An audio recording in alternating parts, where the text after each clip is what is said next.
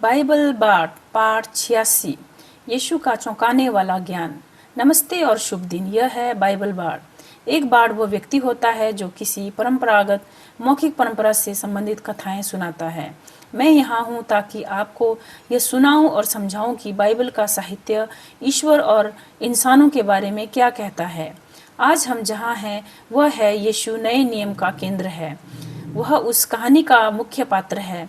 हम उनसे कुछ अपेक्षित बातें सुनने की उम्मीद करते हैं, लेकिन कहानी के बीच में ही यीशु कुछ ऐसा कहते हैं जो चौंका देता है। मैं यहाँ ऐसे 6 घटनाओं का जिक्र कर रही हूँ जो मुझे चौंकाने वाली लगती हैं।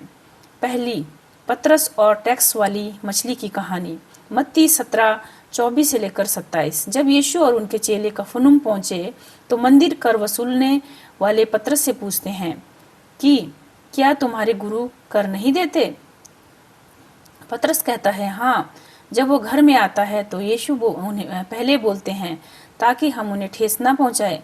झील में जाकर कांटा डालो, पहली मछली जो पकड़ो उसके मुंह में 4 द्राचमा का सिक्का मिलेगा, उसे ले जाकर मेरे और अपने कर के लिए दे दो। यहाँ 2 बातें चौंकाने वाली हैं। दूसरी, यीशु को पतरस की बातचीत का पता है जबकि वे वहां नहीं थे। तीसरी, समाधान अत्यंत अप्रत्याशित है। एक मछली के मुंह से सिक्का निकालना। इस कहानी को 2 तरीकों से समझा जा सकता है। यीशु अपने दैवीय ज्ञान से सब कुछ जानते थे, या फिर ईश्वर ने यीशु को यह जानकारी दी और उन्होंने पतरस को बताई। अद्भुत मछली पकड़ना। लूका 5:4 से 7। यीशु शमौन से कहते हैं गहराई में जाकर और जाल डालो। शमौन कहता है हमने पूरी रात मेहनत की लेकिन कुछ नहीं मिला, पर आपकी आज्ञा से जाल डालूंगा। और उन्होंने इतनी मछलियां पकड़ी कि जाल टूटने लगे और नावें डूबने लगी। यीशु के निर्देश का पालन करने पर चमत्कार हुआ। या तो यीशु ने मछलियों को निर्देश दिए या ईश्वर ने उसकी प्रार्थना सुनी। तीसरी, अंजीर के पेड़ को शाप देना। मरकुस 11:13 से 20। यीशु एक हरे भरे अंजीर के पेड़ को देखकर फल ढूंढते हैं, लेकिन फल नहीं मिलता क्योंकि वह मौसम नहीं है।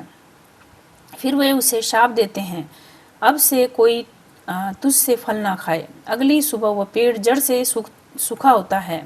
अंजीर का पेड़ अक्सर पत्तियों से पहले फल देता है, इसीलिए यीशु का फल ढूंढना उचित था। उनका शाप एक शिक्षा बन जाता है विश्वास की शक्ति पर। चौथी, मृतकों के बाद जीवन। मत्ती 22:32, मरकुस 12:27। यीशु कहते हैं मैं अब्राहम, इसहाक और याकूब का परमेश्वर हूँ। इसका अर्थ है कि वे जीवित हैं। यह यहूदियों की पारंपरिक सोच को उलट देता है कि मृत्यु के बाद चेतना नहीं रहती। यह न केवल सदुकों की सोच का खंडन करता है, बल्कि फरीसियों की भविष्य की पुनरुत्थान की धारणा को भी एक नई रोशनी में लाता है। पांचवी, यीशु की प्रार्थना। क्रूस पर मृत्यु से बचने की।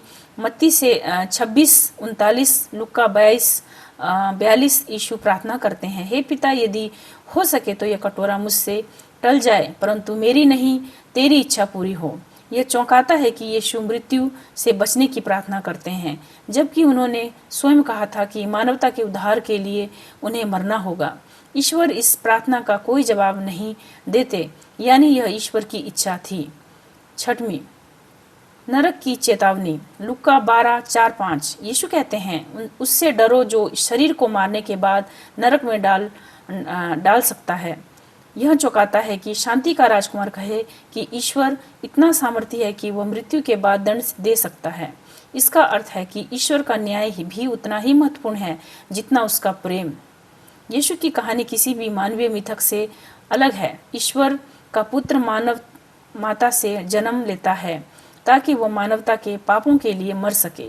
यह बलिदान ईश्वर के प्रेम से उत्पन्न होता है। मैंने हर कहानी में यह प्रश्न उठाया है, क्या यह यीशु की अपनी दैवी शक्ति से हुआ या ईश्वर ने उनके लिए किया?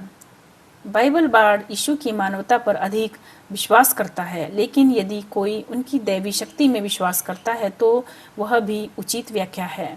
महत्व इस बात का है कि इन घटनाओं से यीशु का अलौकिक ज्ञान प्रकट होता है।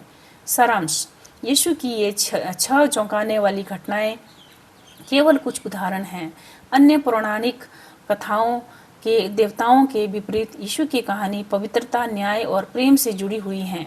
बहुत से लोग नए नियम को पढ़े बिना ही यीशु पर राय बना लेते हैं। बाइबल पाठ का उद्देश्य है कि श्रोता सीधे बाइबल के पाठ से जुड़े, जिससे उनके पूर्वाग्रह टूट सके। निष्कर्ष, यही है बाइबल पाठ का तरीका। संक्षिप्त, केंद्रित प्रस्तुति, कोई भटकाव नहीं, कोई प्रचार नहीं। हम सिर्फ यही बता रहे हैं कि बाइबल किसी विषय पर क्या कहती है। आप स्वयं निर्णय लें कि आप इससे सहमत हैं या नहीं।